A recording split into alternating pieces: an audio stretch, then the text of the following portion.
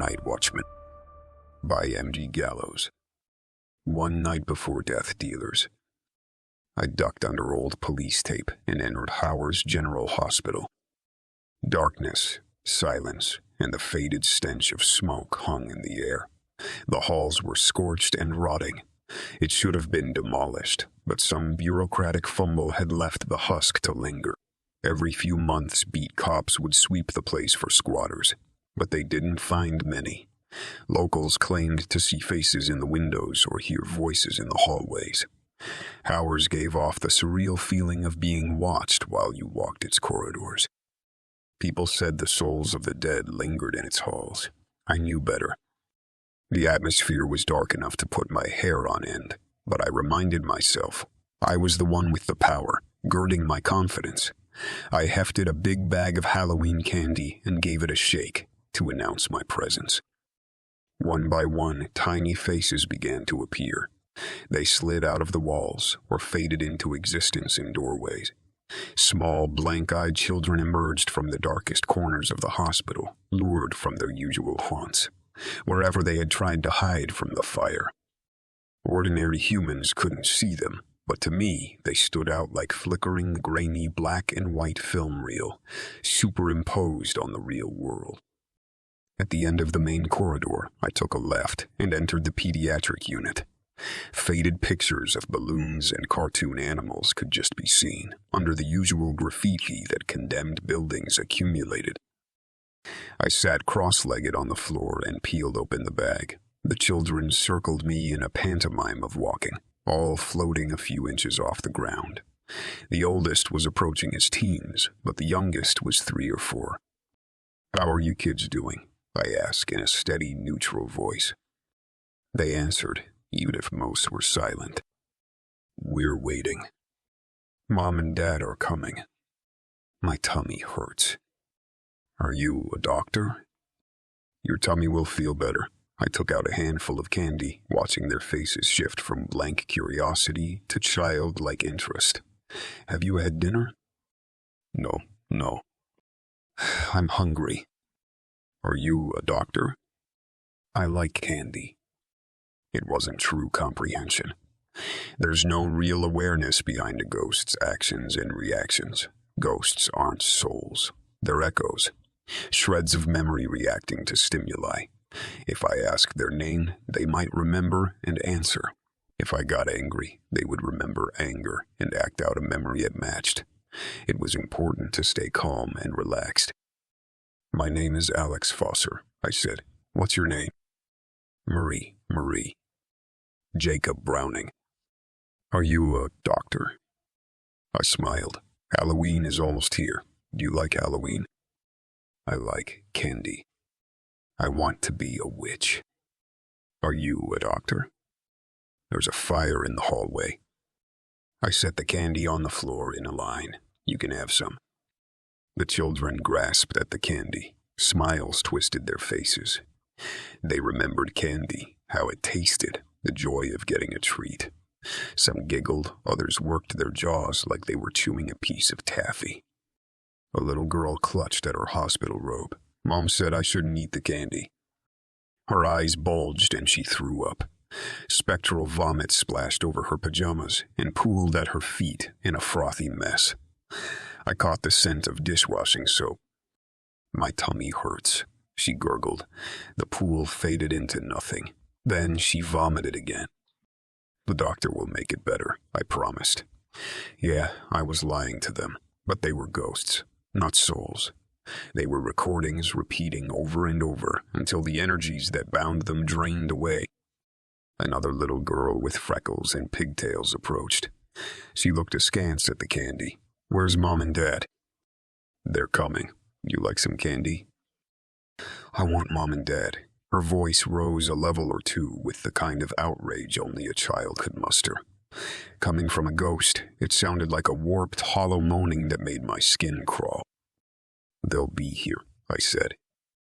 "I want my Mom and Dad." A broken light fixture crashed to the floor behind her.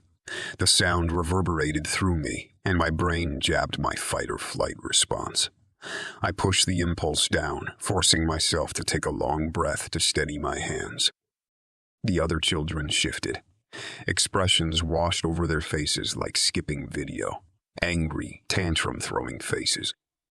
Negative emotions get the strongest rise from a ghost. Anger, fear, grief, and panic could spread through them like fire to dry grass. It's what makes haunted houses so uncomfortable. The saturation of negative energy over time creates psychic tension, an emotional feedback loop. The ghosts feed on one another's fury until the energy hits critical mass. That's what causes poltergeist activity. Stuff gets thrown around, people get hurt, misery spreads, more negative energy. A downward spiral. "What's your mom's and dad's names?" I ask. The angry girl's face went blank. "Mom and Dad." "What does Dad do for a living?" She smiled. "He drives a fire truck." I wince at the terrible coincidence of her death. "Does Mom live at home?" "She works at the bank," she said, with that smug, "my mom's better than your mom" tone. "Wow," I said.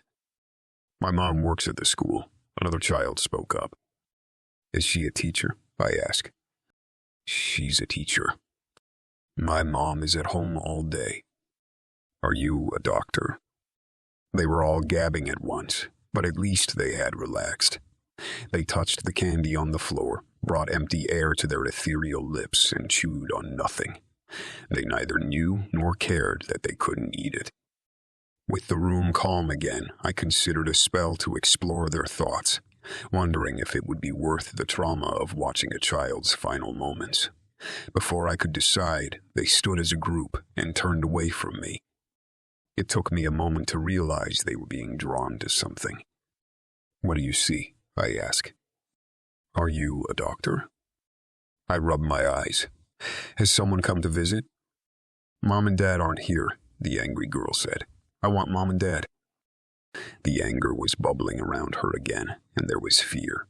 They started drifting towards whatever they sensed, like moths to a flame. I left the candy, crept down the corridor, and paused at the intersection to spy on the front entrance. Flashlights danced in the windows, and the hallway echoed with human voices.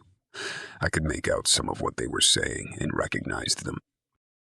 Remy and Alan Watershed, two notorious internet live streamers who liked to investigate haunted houses. They, their cameraman, and a live stream coordinator entered the lobby to set up a hefty-looking portable PC. I could see cables running out of the building to somewhere outside. It had to be that stupid van where they listened to their ghost-detecting equipments like they were on an FBI stakeout. Knowing magic was real and all, I also knew the Watersheds were unequivocal frauds. I'd had a good laugh, watching the brothers react to all kinds of scripted nonsense like footsteps and a ringing bell, while they failed to notice the actual ghosts they'd recorded. When they'd declared Howard's their next hotspot for their Halloween tour, well, I hadn't visited the hospital at random. A sense of giddiness rippled through me, and the ghosts echoed it as they drifted through the hallways towards the Watersheds. Some giggled or laughed. Others repeated the same questions they'd asked since I'd arrived. I got a little closer, but stayed out of sight. The crew was still prepping equipment, while the show's hosts chatted with an online audience. "Howard's hospital caught fire in 1978, Remy said into the big camera. "Ever since, the building has been abandoned. Locals tell stories of the hauntings of this place, of unexplained voices, and a spectral figure seen on the second floor that people call the Night Watchman." I frowned. There were no such stories, and the only ghosts I sensed in Howard's were children. "So tonight, we're going to perform a proper investigation," Remy continued, "to get to the bottom of this mystery and free some lost souls from their eternal damnation. On this Halloween night special, we're going to expose the unknown." I rolled my eyes. "I'll show you the unknown." The sick child had drifted close to the crew. Every few meters she would say her stomach hurt and throw up. I drew up some of my magic. It didn't come from any particular place in my body, but I felt it like a parched throat welcoming cool, clean water. the sudden presence of power that reminded me of who and what I was. I cast that energy into a basic spell and gave the sick girl a brief surge of necromantic strength. "My tummy hurts," she said. Her voice echoed in the hospital hallway. The vomit made an audible splash on the floor. Alan froze. "Did you hear that?" "What?" Remy asked. "I heard something. A kid." "Are you ready?" Remy asked the cameraman. "Alan, get the EVP recorder." Right. Remy faced the camera. "Okay, we're already getting our first ghost activity from Howard's hospital. We're going to investigate the source." "Everything's good on this end," said their livestream coordinator. "Let's do it." The cameraman followed the watersheds. They didn't bring flashlights, but I knew from watching their show that the camera had night vision.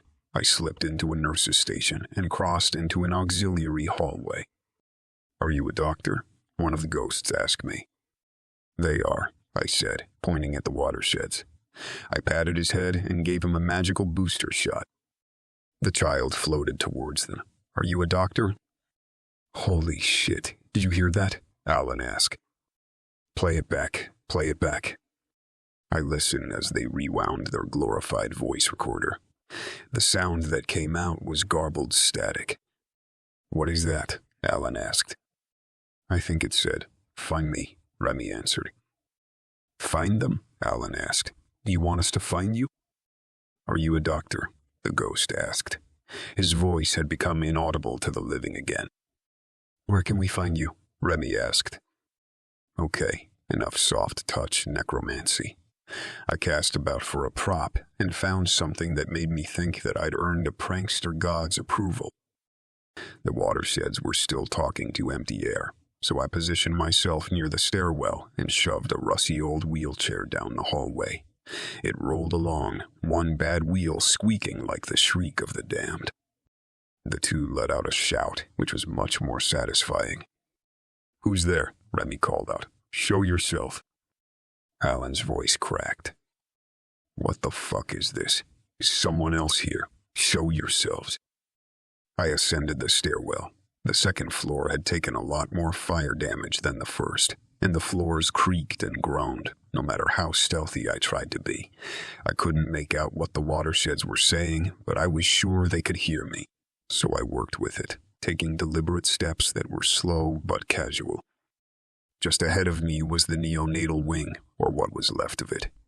Tiny human forms floated in mid-air where their cribs had been all those years ago. They kicked and grasped at nothing, like any newborn would. They started to mule in my senses, the only soul to hear them in decades. I grimace at the sight, the tragedy of it robbing me of my good mood. While I debated the morality of using infant ghosts to pull a prank, Alan and Remy reached the second floor. I stepped into a supply room across from the nursery. "Hello, we know you're here. Are you trying to give us a sign?" I had to admit, no one could accuse the watersheds of being sloppy conmen. They'd taken what few breadcrumbs I'd left and ran with them, even if they had to know someone was trolling them, which I was, but with real ghosts.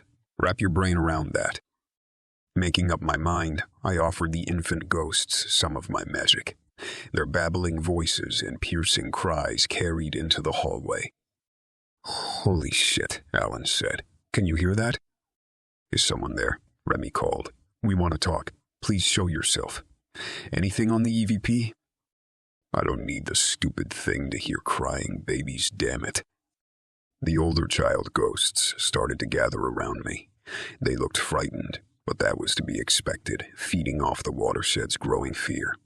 I wove a bit more magic, a compulsion to gather, and the ghosts entered the nursery, standing among the barely visible forms of the infants. Something about my intentions must have leaked into the magic, because they started to flash conspiratorial smiles and a look of anticipation. Every kid loves a prank. "This way," Remy said. "This looks like a nursery." I eased off the magic. The hospital became silent once more. "It just stopped," Alan said. "We're asking you to show yourself," Remy said. "We want to meet you. We don't mean any harm." Okay, time for a crescendo. I began weaving spells. The children's voices became audible, and fog began to waft off the walls and rise from the floor. A chill settled into the hallway, which made the floors creak in protest. Old light bulbs flickered, and loose paneling rattled. "Are you seeing this? I can see my breath," Alan cried. "Come on, man, this isn't funny," the cameraman said. "Shut up," Remy scolded. He swung his gaze to the nursery. "What do you want? Tell us what you want." I silenced the noise and banished the fog. The tension hung in the air like a guillotine's blade. I charged necrotic fear, the fear of death itself, into my voice and spoke at a whisper. "You shouldn't be here." The watersheds whirled as I stepped out of the darkness. "Get out." And boy, they got. The brothers trampled their cameraman, who dropped his big, expensive camera and crawled after them with a pitched scream. They crashed down the stairs, and I heard their panic fade into the distance. Was the audience still watching? I gave the camera a mild shake with my boot, then turned it towards the nursery. I allowed the infant ghosts to become audible again, then hurled the camera down the hallway and let it crash against the floor. By the time I retrieved my candy from the pediatric unit, the watersheds and their crew were long gone, and they'd left their van behind. The PC was still running, and the live stream showed a staticky feed of the upstairs corridor. The chat room was full of confusion, shock, and skepticism over what they'd witnessed. I used a piece of candy to type "The Watchman sees you," copy-pasted it about 20 times, then kicked over the table. Vandalism was a bit much, but if the watersheds had kept up the act until the bitter end, I could do the same. Let them try to make heads or tails of it. Ghostly children giggled around me as I headed for the exit. I love Halloween. I returned to my truck, a rusty old heap I'd been driving for the better part of 2 decades, and climbed into the driver's seat. It was past midnight, but I had plenty of time to get some sleep before picking up the frat boys from the Gallows and getting to my job in the morning. Then my phone started ringing. It was a cheap burner, something I could dispose of if needed. Only one man had its number, so I knew what he wanted before I picked it up. "I need a gravedigger." The voice on the line had a heavy Ukrainian accent. "Piter, my black market middleman." I pressed the burner phone closer to my ear. "When and where?" "Samson and Pine, south of downtown. West Side Noodles. Client is Philip. He will be looking for Robert." I dug a city map out of my glove compartment. When I found the address, I committed it to memory. 20 minutes. Right. He hung up. I stuffed the map away and chewed on some candy as I got the engine warmed up. Someone in the city wanted to dispose of a corpse. Not that I was thrilled about it, but I hadn't done a job for Piter since April. It was enough to fool me into thinking the city was turning decent. But what the hell? I could use an extra paycheck, and the Gallows needed fresh meat. My night was just getting started. Thank you for listening. If you enjoyed this story, please like and subscribe to the channel. Then check out the Necromancer AF series by mggallows on Amazon via the link below. Thanks again for listening. Stay cool and keep reading.